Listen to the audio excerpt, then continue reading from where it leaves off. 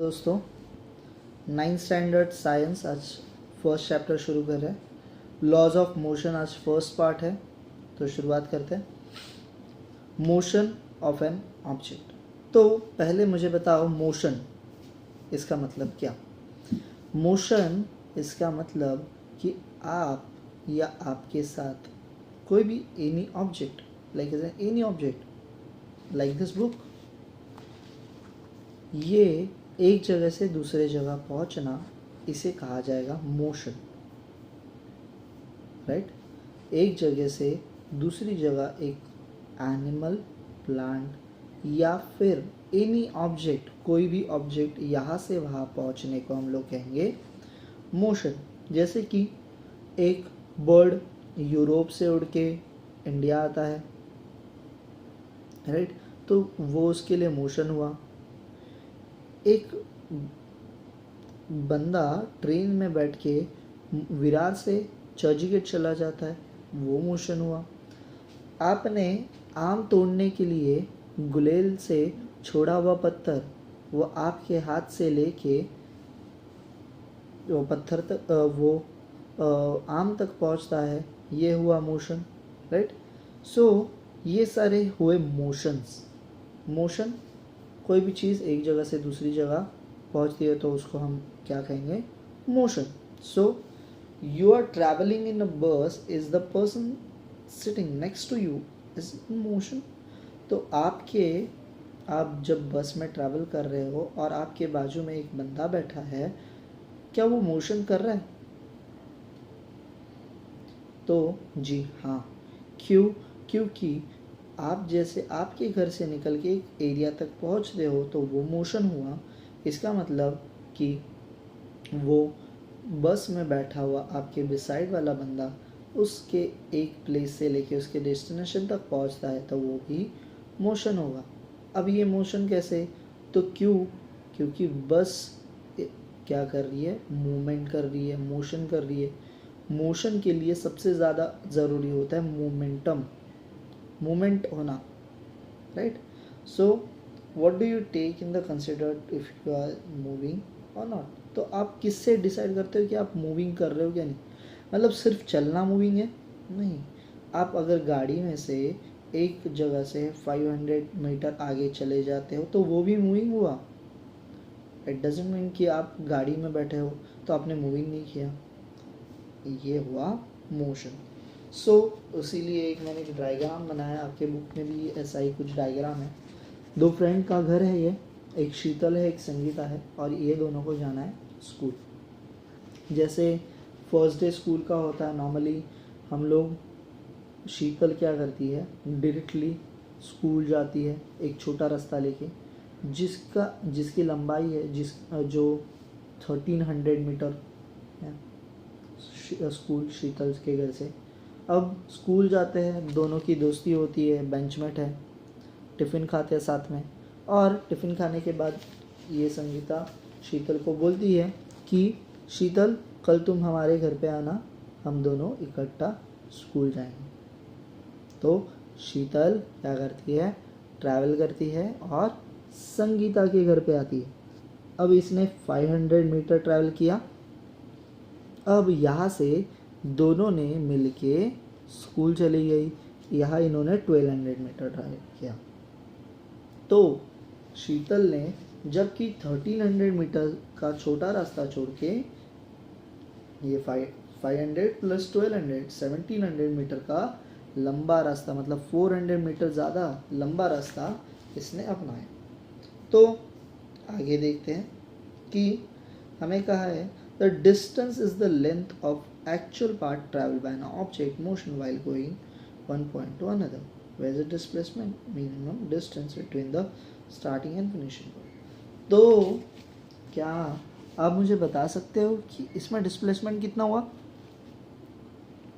Bye डिफ़ॉल्टली शीतल ने displacement इतना ही किया, जबकि उसने इतना बड़ा चक्कर लगा के आई। There is no use.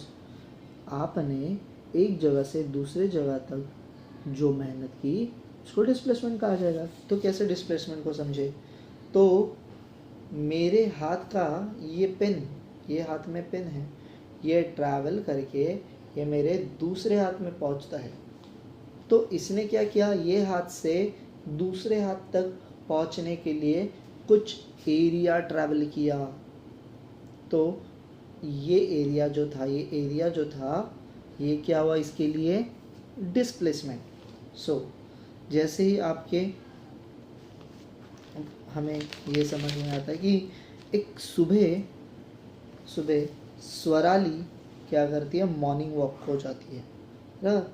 समझो मैं एक स्वराली ड्रॉ करता हूँ और ये है हमारी स्वराली। ये स्वराली क्या करती है, मॉर्निंग वॉक को जाती है और ये सीधे मॉर्निंग वॉक को चली जा रही है। राउंड एज सर्कुलर, अभी ये ऐसे गोल वाले ग्राउंड में सर्कल कर रही है। क्या आपको दिख रहा है, राइट? ये स्वराली है, ये स्वराली इस तरह राउंड में गोल गोल मूविंग करेगी। अब होगा क्या, अब इन्होंने पूछा कि क्या इसने डिस्प्लेसमेंट किया, तो मैं आपको बताता हूँ। जबकि ये स्वराली, ये जो राउंड है आपका ये 100 मीटर का है, 100 मीटर रेडियस वाला है। तो क्या इसने ट्रैवल किया, हाँ ट्रैवल किया ना, क्योंकि वो मॉर्निंग वॉक में चल तो रही है, पर उसने यहाँ से जो स्टार्ट किया था उसने एक राउंड बाद यही रुकी। यहाँ से उसने जो स्टार्ट किया था तो आके यही रुकी, तो क्या डिस्प्लेसमेंट हुआ, नहीं। तो मोशन और डिस्प्लेसमेंट में ये एक फ़र्क है कि आप ट्रैवल करते हो तो मोशन होता है, जैसे स्वराली ने किया, राइट। पर ट्रैवल होने के बाद, मोशन होने के बाद डिस्प्लेसमेंट हो ये ज़रूरी नहीं है। पर अभी यही मुझे बताओ कि इफ़ ये स्वराली इस सर्कुलर मोशन में डिस्प्लेसमेंट नहीं कर पाई, तो क्या ये स्वराली इस प्लेन रोड पे 100 मीटर चल के डिस्प्लेसमेंट कर पाएगी? ये जो स्वराली है ये ए पॉइंट से लेके चल के 100 मीटर इस तरह यहाँ के यहाँ रुक जाती है, तो क्या यहाँ डिस्प्लेसमेंट हुआ? हाँ, यहाँ डिस्प्लेसमेंट हुआ। कितना हुआ? तो 100 मीटर का, क्योंकि हम लोग ने देखा कि इसने ये जगह छोड़ी और इस पॉइंट पे आ चुकी। इसने ये ए पॉइंट छोड़ा और बी पॉइंट पे पहुंची, ये ए पॉइंट छोड़ के ये बी पॉइंट पे पहुंची। स्वराली ए पॉइंट से बी पॉइंट तक पहुंचने के लिए इसने मूवमेंट किया, मोशन हुआ, मोशन 100 मीटर का हुआ और मोशन होने की वजह से डिस्प्लेसमेंट हुआ। तो आप कहोगे कि यहाँ क्यों नहीं हुआ? क्योंकि वो इस पॉइंट से निकल के वापस उसी पॉइंट पे आके रुकी है। अगर वो किसी और पॉइंट पे रुकती तो वो डिस्प्लेसमेंट कहलाता, पर इस सिचुएशन में ये इस जगह से घूम के क्या कर रही है, वापस उसी जगह के रुक रही है, इसीलिए यहाँ डिस्प्लेसमेंट नहीं हुआ। पर इन दिस केस ये केस में स्वराली 100 मीटर ट्रैवल करके बी पॉइंट तक पहुँचती है और यहाँ डिस्प्लेसमेंट होता है। सो आपके बुक में भी कुछ इसी तरह का एक एग्जाम्पल दिया। If car is starting from point P to go point Q and, अभी इसी तरह का और एक एग्जाम्पल मैं आपको देना चाहता हूँ। तो मेरा ड्राइंग कुछ अच्छा नहीं है, ज़रा समझ लेना।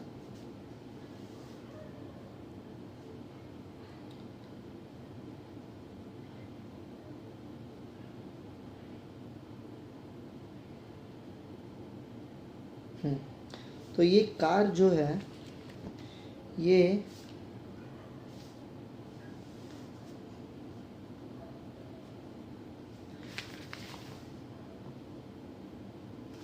जो कार है आपको दिख रही है, ये कार ये P पॉइंट से लेके Q पॉइंट तक चली जाती है। ये कार जो है ये P पॉइंट से लेके Q पॉइंट तक चली जाती है और फिर टर्न मार के Q पॉइंट से लेके P पॉइंट तक आती है। तो क्या इसने डिस्प्लेसमेंट किया? नहीं, इसने डिस्प्लेसमेंट नहीं किया। अगर ये P पॉइंट से लेके Q पॉइंट तक आके रुक जाती तो क्या डिस्प्लेसमेंट होता? हाँ, पर इसने टर्न मार के वापस वही पॉइंट P पे आके रुकी, इसीलिए यहाँ डिस्प्लेसमेंट नहीं हुआ। क्या आपको समझ आया कि डिस्प्लेसमेंट किस तरह होता है? सो आगे बढ़ते हैं। तो even if a displacement of an object is zero, the actual distance traveled it may be not zero. तो क्या आप मुझे बताओ, इस कार ने ट्रेवल नहीं किया, ये कार ने P पॉइंट से Q पॉइंट तक गई 100 मीटर आगे और टर्न मार के 100 मीटर पीछे आई। यहाँ मैंने कहा आपको यहाँ डिस्प्लेसमेंट नहीं हुआ क्योंकि ये वापस आके रुकी कहाँ? P पॉइंट पे। मतलब इसने डिस्प्लेसमेंट नहीं किया, पर इसने ट्रैवल किया, इसने मोशन किया। हाँ, कितना किया? 200 मीटर। ये आपको समझ आया कि इसने डिस्प्लेसमेंट नहीं किया, फिर भी क्या हुआ? मोशन हुआ, फिर भी ट्रैवल हुआ। तो यही ये बुक में कहना चाह रहे हैं, even the displacement is zero. अगर डिस्प्लेसमेंट क्या हो? ज़ीरो हो तो भी क्या हो सकता है? हमारा ट्रांसवर्सल एक्चुअल डिस्टेंस ये क्या हो सकता है? अलग हो सकता है। It may be some time and some time not. तो आगे देखते हैं। तो इसी तरह हमें आगे देखना है कि हमें स्पीड का फॉर्मूला समझने की कोशिश करनी है। Speed is equals to speed is equals to total distance travel upon time required. Speed क्या बताती है? कि मैंने कितना डिस्टेंस ट्रैवल किया, मैंने कितना डिस्टेंस ट्रैवल किया और कितना टाइम लगा। तो ये समझने के लिए हम पहले वाले क्वेश्चन की हेल्प लेते हैं, जिसमें क्या हुआ था? ये शीतल और संगीता थे। यहाँ ये दोनों शीतल और संगीता थे। शीतल डायरेक्टली स्कूल पहुँची 1300 मीटर ट्रैवल करके। शीतल डायरेक्टली ट्रैवल करके 1300 मीटर स्कूल में पहुँची। इसके लिए इसको 5 मिनट लगे। कितने मिनट लगे? 5 मिनट लगे, क्योंकि अकेली थी। अब यहाँ से शीतल संगीता के घर पे पहुँची और संगीता के घर पे पहुँचने के लिए उसको कितने मिनट लगे? 3 मिनट लगे। समझो कितने मिनट लगे? 3 मिनट। और यहाँ से उसको वापस स्कूल में पहुँचने के लिए 9 मिनट लगे। कितने मिनट लगे? 9 मिनट। तो अब इसको हमें समझना है। तो यहाँ शीतल क्या कर रही है? डायरेक्टली स्कूल जा रही है। डायरेक्टली स्कूल जाने के लिए उसको 1300 मीटर का रास्ता तय करना पड़ रहा है, डिस्टेंस अपॉन 5 मिनट का टाइम। तो उसका स्पीड कितना है? 260 मीटर पर सेकेंड। उसी तरह अगर वो क्या कर रही है? अपने संगीता के घर पे जा रही है, उसके फ्रेंड, तो संगीता का घर 500 मीटर अब दूर है और उसके लिए उसको 3 मिनट्स का टाइम लग रहा है। So she needs 167 metre. वो 167 मीटर के स्पीड से ट्रैवल कर रही है। सो अगर शीतल स्कूल जा रही है, बट कहाँ से? संगीता के घर से, तो वो 1200 मीटर ट्रैवल करेगी और उसको टाइम लगता है 9 मिनट का। सो उसका स्पीड क्या होगा? 133 मीटर पर। सो इससे हमें क्या समझ आता है कि स्पीड का फॉर्मूला क्या है? Speed is equals to distance upon time. तो हमें स्पीड अगर कैलकुलेट करना है तो हम लोग ने ट्रैवल किए हुए डिस्टेंस को टाइम से डिवाइड करना है। कितने टाइम में? मैंने 1000 किलोमीटर और या फिर 100 किलोमीटर ट्रैवल किए 1 आवर में, तो मेरा स्पीड क्या होगा 100 किलोमीटर पर हार। समझे? मैं स्पीड से डिस्टेंस को स्पीड काउंट करने के लिए डिस्टेंस को टाइम से डिवाइड जब करता हूँ तब क्या होता है, हमें मिलता है स्पीड।